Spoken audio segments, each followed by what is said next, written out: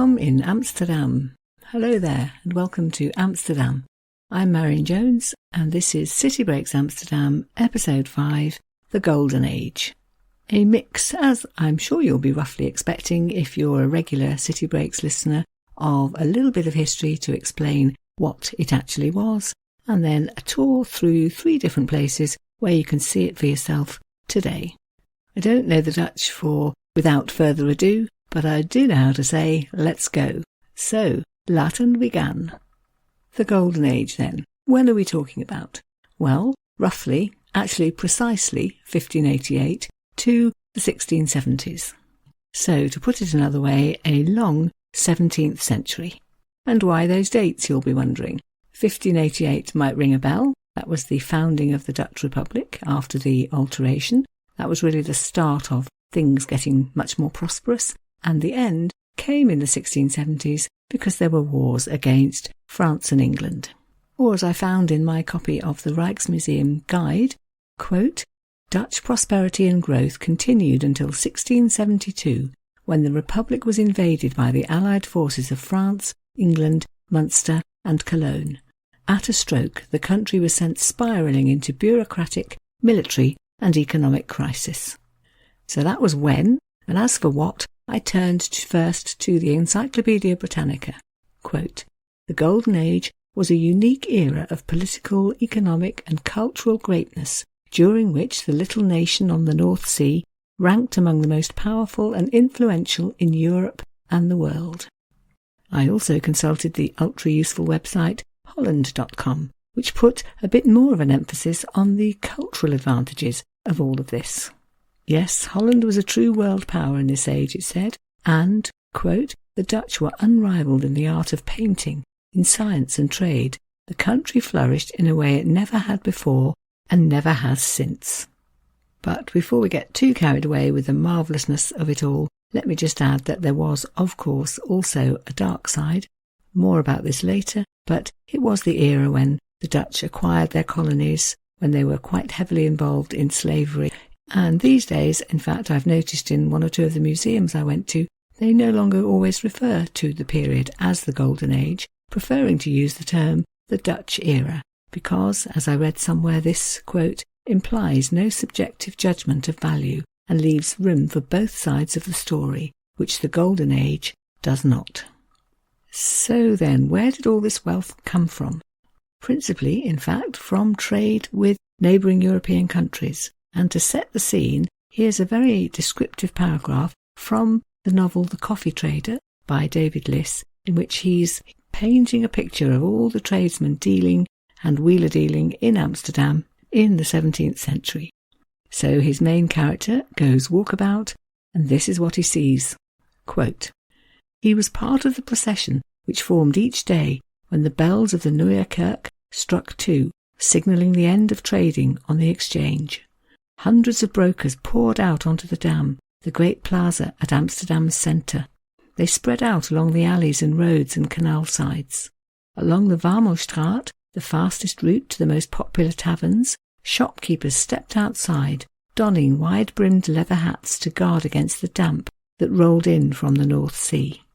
They set out sacks of spices, rolls of linen, barrels of tobacco.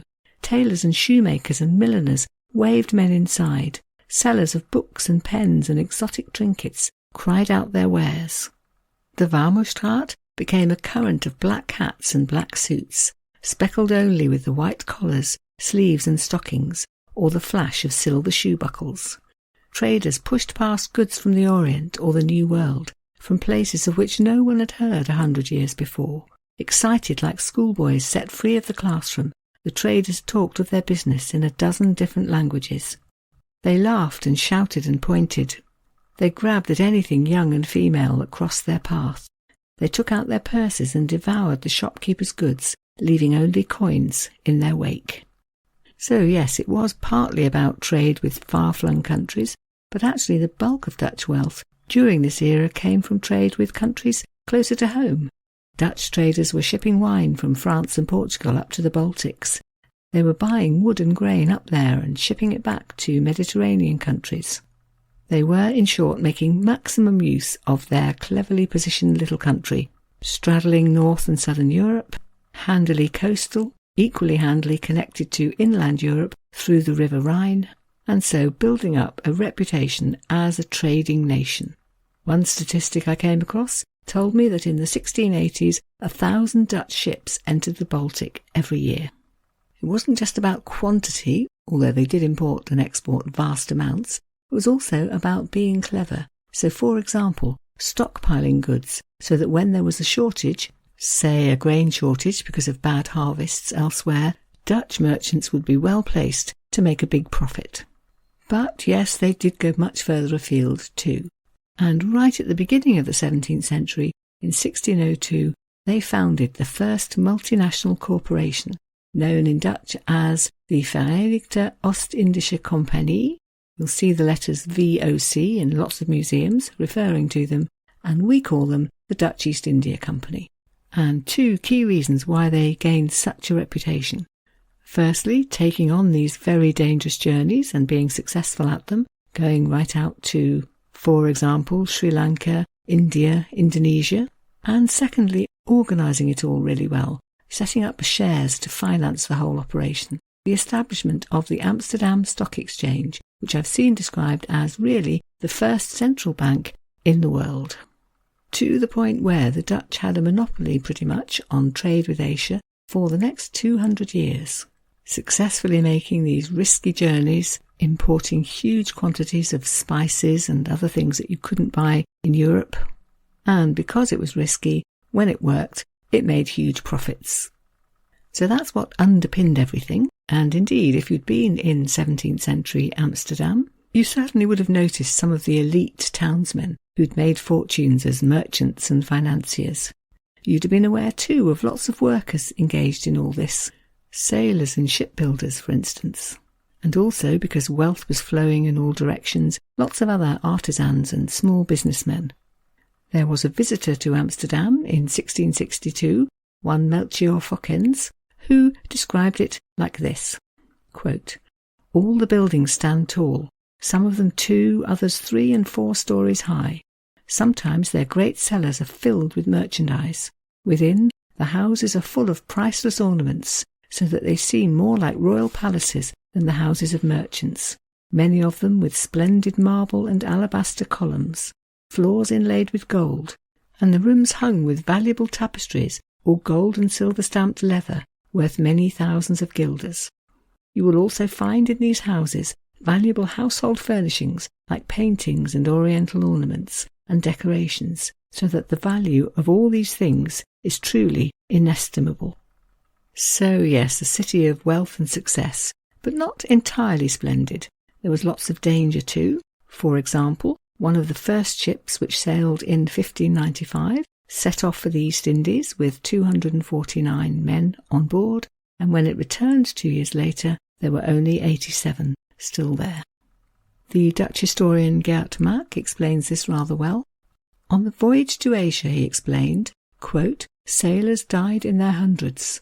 They would fall down from the mast, be swept overboard, murdered by pirates, contract scurvy, malaria or dysentery, or would go down with their ships. Between 1701 and 1800, a total of 671,000 paupers, sailors, bankrupt sons of wealthy merchants, fugitive farmers and adventurers set sail for the East Indies. Only 266,000 were to return. So that's just over a third really got there and back safely. Another risk was the danger of speculative frenzies, most notably the famous tulip mania. I'll be coming back to that in a later episode, but briefly, it was one of the most spectacular financial crashes ever seen. People began importing tulips, or tulip bulbs rather, from Turkey, and because they were such beautiful coloured flowers and rather exotic, they were popular, so demand was high. People began searching for more and more rare types, which commanded higher prices, and then began the speculation, buying bulbs, holding on to them in the hope that the price would rise and a good profit could be made. Eventually, bulbs were being sold and resold so many times when they were still in the ground that eventually something was bound to snap. And sure enough, the crash came in 1637, when people suddenly decided that they no longer believed that prices would keep increasing. The whole thing collapsed, many were financially ruined. And then, of course, the travails of 17th century living generally, illness, disease, terrible in its own right, but also very bad for business, as explained here by one William Temple in his Observations upon the Netherlands, written in 1672. Quote, "Plagues are not so frequent, at least not in a degree to be taken notice of, for all suppress the talk of them as much as they can, and no distinction is made in the registry of the dead, nor much in the care and attendance of the sick, whether from a belief in predestination, or else a preference for trade, which is the life of the country." So yes, don't mention disease, people might stop trading with you. But it was part and parcel of everyday life. To give just one illustration, there is in Deborah Morach's book Tulip Fever a very poignant description of a house in which a baby has just been born, but sadly resulting in the death of the mother. Actually, if you read the novel, you'll realise that there's more to this scene than comes out of it just from an extract, but nevertheless it does give a picture of the dangers faced by 17th century Dutch women when they were giving birth. Quote, "The opposite side of the street, however, is plunged in shadow. There's a hush about it. The blind window reveals no sign of life. In Cornelis Sandvoort's house the shutters are closed. During the night a death occurred. He lost his young wife in childbirth. He is a widower for the second time. Neighbours pause outside, shaking their heads. How cruel for it to happen to him again, when he should surely expect his wife to outlive him, providing him with comfort in his declining years. And some say that she was suffering from a pestilence too. Just a rumour, but the body has been removed for the safety of her surviving family. There will be no days of mourning around an open casket. Mr. Sandvoort must be sleeping. He was up all night. The neighbours do not yet disturb him to offer their condolences. But if they listen carefully, they can hear through the shutters the faint mewl of a baby. One life has been taken to bring another into the world." Illustrations then of the dangerous and difficult life led by Amsterdammers even in the Golden Age. And here too I should mention the Atlantic slave trade, from which many Amsterdammers themselves profited, but which of course caused misery and suffering to untold numbers of people from other countries. Many thousands were brought to America in slavery by Dutch ships. 1 in 5 didn't even survive the journey, and many of the rest went on to live enslaved lives in the countries to which they'd been forcibly taken. I saw the following sentence in one of the museums I visited. Quote, "The slave was indispensable in the economy of the Dutch colonial empire in the Golden Age." And it has to be said that finally, Dutch museums are dealing with this topic, and you can learn much more about it if you visit them. So, a time of wealth and plenty for many, also a difficult and dangerous time for nearly everybody, and the stain of slavery underpinning much of what I've just said about the wealth and power. But it also has to be said that culturally it was a very rich period. Here's the website Holland.com again, using the phrase Dutch era instead of Golden Age. It's impossible to talk about the Dutch era without talking about the titans of Dutch painting. So yes, an age of prosperity for many meant that there would be lots of people willing to spend money on the arts and culture, to be patrons for artists who therefore gravitated to Amsterdam and left a legacy which is today one of the main things we associate with that era. So we're talking about the work of people like Rembrandt and Vermeer and Frans Hals and Albert Cuyp. They and the many other artists working alongside them and being trained by them produced, it is said, more than 5 million master-quality paintings during this century. Holland.com again. It is quite something to think about how such a small country could produce so many giants of the genre. This is a topic that's going to get its own episode, so I'm not going to expand on it here. But it wasn't just painting. It was an era for literature too. No coincidence, I think, that it was the century during which Joost van den Vondel, seen as Holland's best writer from a past age, was doing his work. There were scientists, astronomers and physicists and mathematicians, and philosophers too. Spinoza, who was actually Dutch, dates 1632 to 77, and Descartes, who, although he was French, spent much of his working life in Amsterdam. So that's an introduction then to the Golden Age, the Dutch era. And moving on, I want to go through 3 places you can visit in the city today, all of which will tell you much, much more about that time. The first one is Rembrandt's house, which is at number 4 Jordenbriestraat, quite near the Waterlooplein, the house where he lived and worked for 20 years or so, from 1639, and which has now been turned into a museum. Visiting it is a chance to look round a 17th century house, which has been restored pretty much to its original state, get a feel of what life was like then, down in the basement kitchen, for example, where a sign will tell you that it had running water, but that was very unusual for the time. You'll see one of those box beds poking out of the wall, where the housemaid slept, a prophetess pan hanging up for the making of pancakes, an open fire on which meat was roasted. On the ground floor you get a bit more of a sense that this was a house where business was done. In the entrance hall, or the voorhuis as it's called in Dutch, information on display will tell you that this is where Rembrandt did some of his business, receiving patrons, selling his works. And just nearby, the little office where he did his paperwork. In the living room, the family room, you will see where Saskia, that's his wife, gave birth to their son Titus and died 9 months later at the age of only 30. So another reminder of the perils routinely faced by the population. Up on the first floor is the large studio where he worked, and because he left us drawings of it, it's been restored and set up to look pretty much as it did when he was there. Easels, a paint mixing table, somewhere where you can learn about how he got his colours, using red and yellow earth, for example, and cochineal lice for a much brighter red, getting a blue colour by using ground cobalt glass.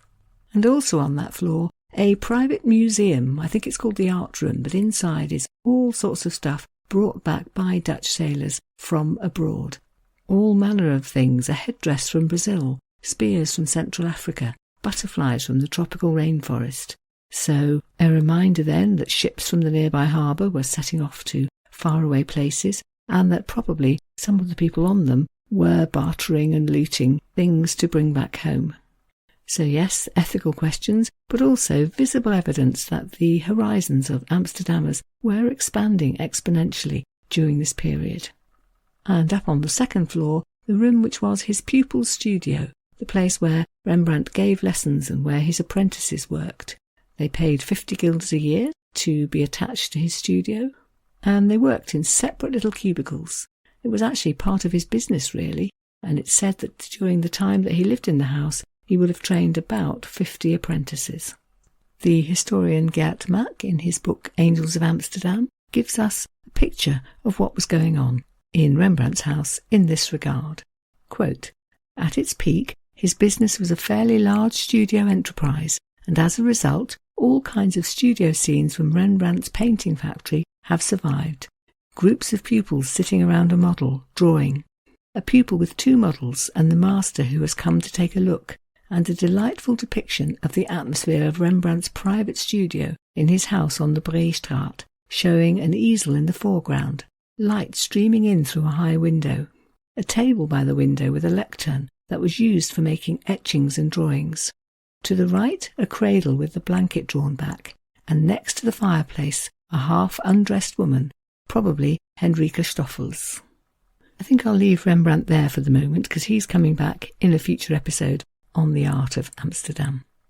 A second place to visit, the History of Amsterdam Museum, which deals with many other eras but which has a really good section on the Dutch era, or the Golden Age. You can, for example, look at paintings of groups of city merchants.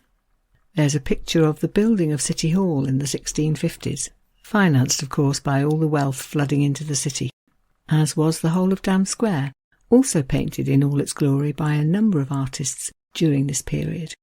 There are pictures, too, of the new canals, one of the Golden Bend on Herengracht, for example, and of the city's most expensive new houses. And there are paintings of the ships which were setting off to sail from the harbour in Amsterdam. You can glean lots of information from the panels underneath the exhibits. This, for example, on the fact that powerful Amsterdam families worked like a business. Quote, "The men were active in politics or one of the colonial administrations, such as the VOC. Marriages were used to form alliances." And this, trade yielded not only money, but also art and knowledge. Cartography flourished and exotic animals and plants were brought to Amsterdam to be studied. So the city became an important centre for intellect and science. And, of course, we must mention the Rijksmuseum, whose website states, quote, "More than 30 galleries are devoted to the glory of the Dutch Golden Age, when the young merchant republic enjoyed its heyday as a world leader in trade, science and scholarship, and the art of war and the fine arts." So again, I shall be coming back to this in the art episode, but we're talking Rembrandt, whose Night Watch painting is of course the biggest draw in the whole of the museum, but you can also see portraits of influential people that he painted, one called The Jewish Bride, for example. You can see still lifes of sumptuous meals that the wealthy were enjoying, family gatherings, and lots of pictures by other artists also give a picture of the life being led in the houses of Amsterdam during the 17th century. There are the paintings of inside houses by Peter de Hooch, for example, women in a pantry, women with their offspring, and the cool, dark interiors made so famous in paintings by Vermeer, such as The Milkmaid and The Love Letter. It's not just paintings by any means, lots of objects too, an ebony cabinet, for example, with mother-of-pearl inlays. So a beautiful object reminding us of the wealth of some of the people who could buy these things, and also a reminder that now, in the 17th century, when Dutch ships were going so far and wide, materials could be brought back to the Netherlands and used to make things which wouldn't have been possible a century earlier. One object which I saw, one of the most sought after in the museum in fact, really seemed to speak of all of this. Petronella's doll's house. I think it's a replica actually, but it's of a doll's house commissioned by a wealthy lady, Mrs. Ortman, in the 17th century, absolutely not as a toy, but as a way to display her wealth. No amount of wealth, or indeed effort, has been spared in order to produce this beautiful object, which has, for example, real running water, something of course many of the actual houses lived in by the poorer people at the time did not have. It also has a cabinet with 80 or more little leather-bound books in it, cupboards full of clothes and china, all to scale. And in order to have it made, Mrs. Ortman will have commissioned craftsmen all over the city, wood carvers and glass blowers and silversmiths. She will have commissioned the tiny paintings which hang on the little walls, one of a market scene, for example. Certainly it is exquisite, but when you discover that having it made would have cost more than buying an actual canal house, you get a sense that some people were doing really very well indeed out of all the wealth created during Amsterdam's golden age. I think to understand today's Amsterdam, you do need to know a little bit about the golden age, and I hope very much that listening to this episode has made you better able to appreciate how much of the 17th century is poking through as far as the present day and has left its mark here, there and everywhere. Do remember that for a summary of what's been said and for all the links leading to the places I've mentioned, you just need to check the blog post on the website www.citybreakspodcast.co.uk. If you feel moved to leave a nice cheerful comment, that would be smashing, thank you. Or of course you may want to consult other Amsterdam episodes, or indeed go a-wandering, metaphorically at least, through any of the other cities I've covered so far. For the moment then, that brings the Golden Age in Amsterdam to a close. Just to mention the next episode, I'm planning one on Jewish Amsterdam. Again, a little history to set the scene and a tour of various places in the city, mainly in the Jewish quarter, not far in fact from Rembrandt's house, which you can visit to find out much more. I hope you'll join me for that, and meanwhile, I'd just like to finish in Dutch, if I can manage it, by saying thank you very much, hartelijk dank, or indeed I believe you can also say dank u wel. Both of those do sound vaguely like thank you, don't they? Unlike the phrase for goodbye, which I can't fathom at all, which is apparently tot ziens.